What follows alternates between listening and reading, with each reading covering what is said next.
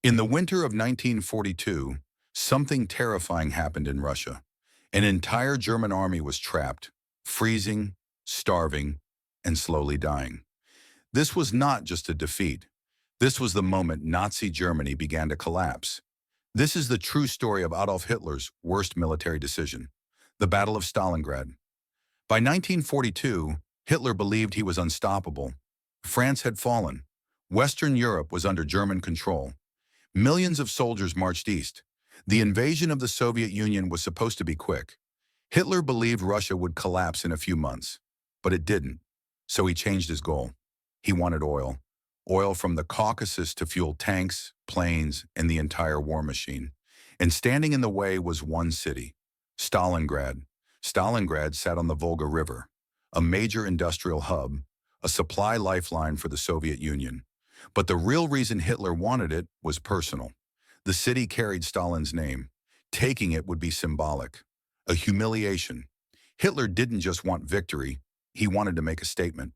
In August 1942, German bombers arrived. The city was blasted into ruins. Thousands of civilians died in days. But the destruction created a problem.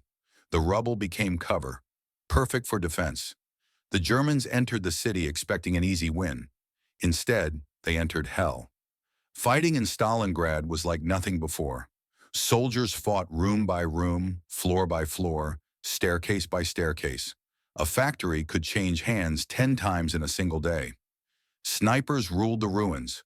One Soviet sniper could stop an entire German unit.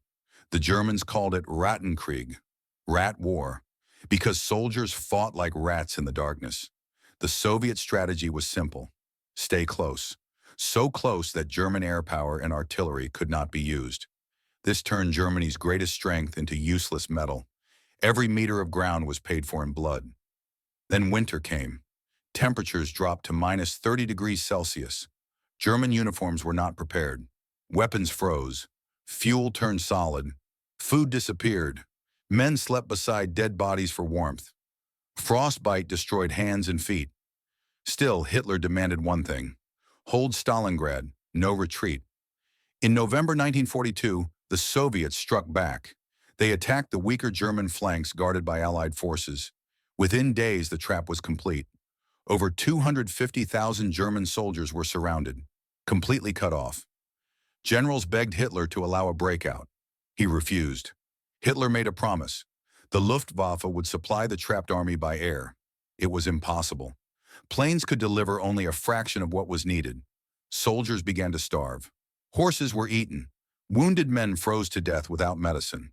Yet Hitler sent one order: fight to the last man. By January 1943, the situation was hopeless. Ammunition was nearly gone. Food no longer existed. Hospitals were graveyards. German soldiers were no longer fighting for victory. They were fighting to survive one more day. The commander requested permission to surrender. Hitler answered by promoting him, because no German field marshal had ever surrendered. But pride could not stop reality. On February 2nd, 1943, the remaining German forces laid down their weapons. 90,000 soldiers surrendered. Only a few thousand would ever return home. An entire army was destroyed. Stalingrad changed the war forever. It shattered the myth of German invincibility. From that moment on, Germany was always retreating.